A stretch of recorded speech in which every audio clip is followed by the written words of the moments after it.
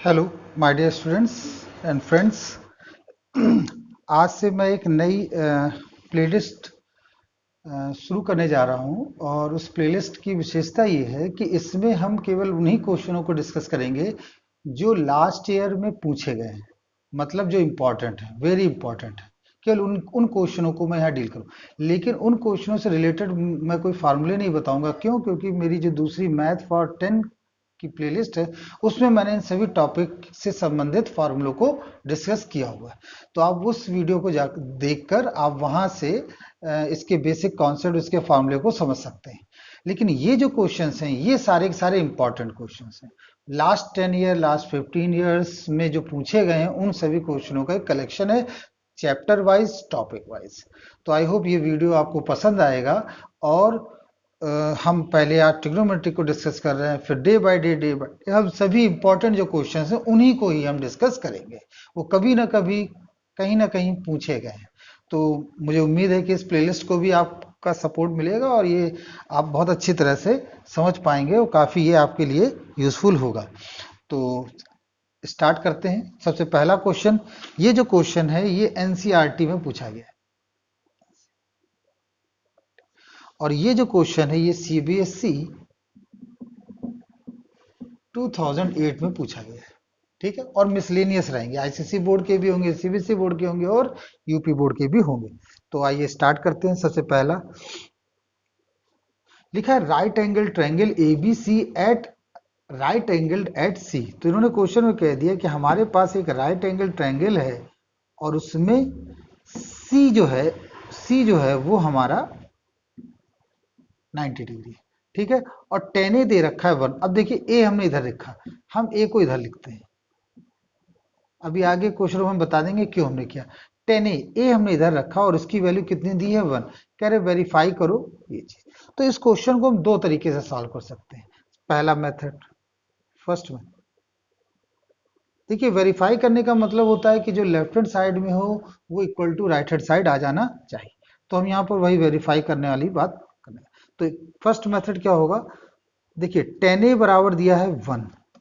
तो आप जानते हैं कि किस एंगल का मान 1 होता है और वो होता है 1045। तो ए बराबर कितना आ गया आपका 45 डिग्री। ठीक है, अब हम ये वैल्यू लेफ्ट हैंड साइड में रख देंगे। तो लेफ्ट हैंड साइड आपको क्या दे रखा है, साइन ए और कॉस ए। 2 साइन 45 और कॉस 45। और आप जानते हैं साइन 45 की वैल्यू 1/√2, 1/√2, 2/2, ये आ गया 1 और ये हो गया। तो ये आपने देख लिया कि एक हमने एक फर्स्ट मेथड यहाँ पर डिस्कस किया है। अब हम सेकंड मेथड इसका देखते हैं। सेकंड मेथड देखिए क्या कह रहा है। सेकंड मेथड में हम टेन ए देखिए, टी हम बनाते तो ऐसे लिखते हैं 10 10 1 दे रखा तो 1/1 लिख सकते हैं। ये भी 1 हुआ और ये भी 1 हुआ। क्यों? परपेंडिकुलर अपॉन बेस होता है। आप फार्मूले इसको अगर नहीं समझ में आ रहे तो आप पहले जाके ट्रिग्नोमेट्री की जो प्लेलिस्ट है मैथ फॉर 10 में जो ट्रिग्नोमेट्री का टॉपिक हमने डिस्कस किया उसको आप पढ़ लीजिए तो आपको क्लियर हो जाए। तो 10 इज इक्वल टू 1/1 हो गया। तो ये यहाँ दे रखा तो उसके आधार पर हमने परपेंडिकुलर और बेस ले, लेकिन हमें हाइपोटेनियस भी पता होना चाहिए। तो चूंकि ये क्या है आपका राइट एंगल ट्रायंगल है, तो राइट एंगल ट्रायंगल में पाइथागोरस थ्योरम क्या होती है, A B square A C square plus B C square. तो ए बी स्क्वायर कितना होगा, ए बी स्क्वायर हमें निकालना है, 1 का स्क्वायर ये और 1 का स्क्वायर, तो कुल मिला के 1 का स्क्वायर करेंगे तो 1 ही आएगा और 1 का स्क्वायर करेंगे तो 1 ही आएगा। तो 1 + 1 that becomes 2 and A B is equal to √2। ये आपको आ गया। तो हमें ए बी भी मिल गया। देखिए हमें क्या मिल गया, हमें ए बी भी मिल गया, वो हमने यहाँ लिख दिया √2। अब हम इसे सॉल्व कर लेंगे। तो इसे सॉल्व करने का तरीका क्या है, वही left hand side, second method चल रहा है, लेफ्ट हैंड साइड हमने लिया। लेफ्ट हैंड साइड में दिया है 2 साइन ए और कॉस ए।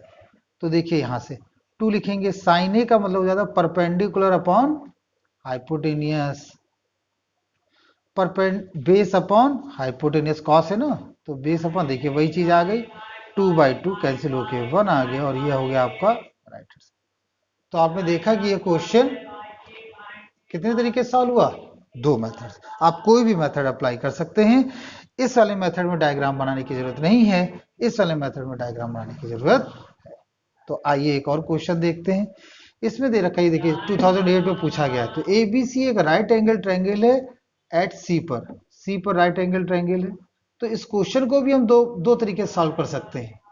देखिए, लेकिन ये मेथड तब लगेगा जब आपको इसकी वैल्यू पता होगी।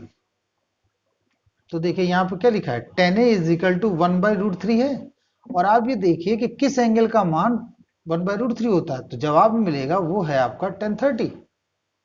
तो A की वैल्यू कितनी आ गई आपकी, A की वैल्यू आ गई 30 डिग्री। अब ये वैल्यूज आप इसमें रख दीजिए, तो लिखेंगे sin A cos B। अब इस क्वेश्चन में एक छोटी सी प्रॉब्लम देखिए, बहुत बढ़िया यहाँ पर हमें नजर आई। अगर क्वेश्चन में पूरा पूरा ए ही एंगल दिया होता तब तो ये कॉन्सेप्ट लग जाता, लेकिन यहाँ पर बी भी आ गया है।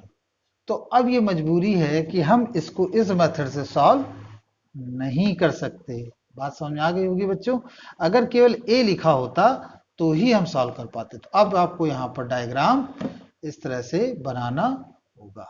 ये हमने लिखा ए, ये हमने लिखा बी नहीं हो सकता क्योंकि सी उन्होंने राइट एंगल बोला है, और ये हमने लिख दिया बी। तो देखिए सबसे पहले तो हम tan A की बात कर लें। तो tan A के केस में ये 1 है, ये √3 है, ठीक है। tan A क्या होगा, परपेंडिकुलर अपॉन बेस।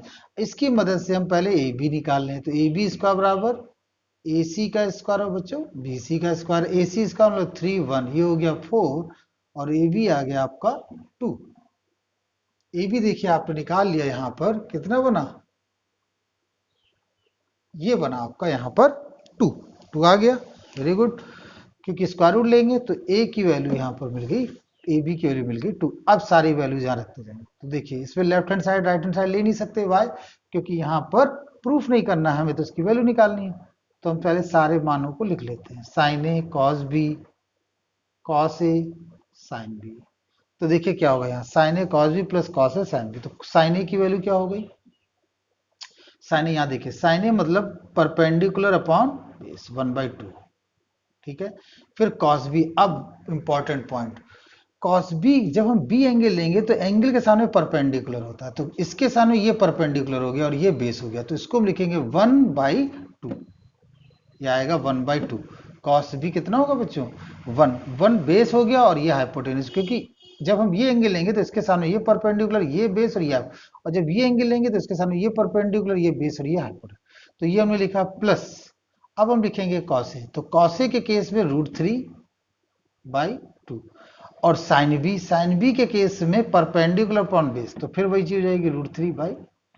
आइए इसको सॉल्व कर लेते, ये हो गया 1/4, √3 3 हो गया, ये 4, ये 4/4, और ये हो गया आपका 1। तो इस प्रकार से आपने देखा, ये दो इंपॉर्टेंट क्वेश्चन हमने डिस्कस किए। फिर धीरे धीरे और भी क्वेश्चन हम डिस्कस करेंगे। आई होप ये वीडियो आपको पसंद आएगा, और जिसमें जितने भी क्वेश्चंस होंगे वो सब के सब ईयर में पूछेगा।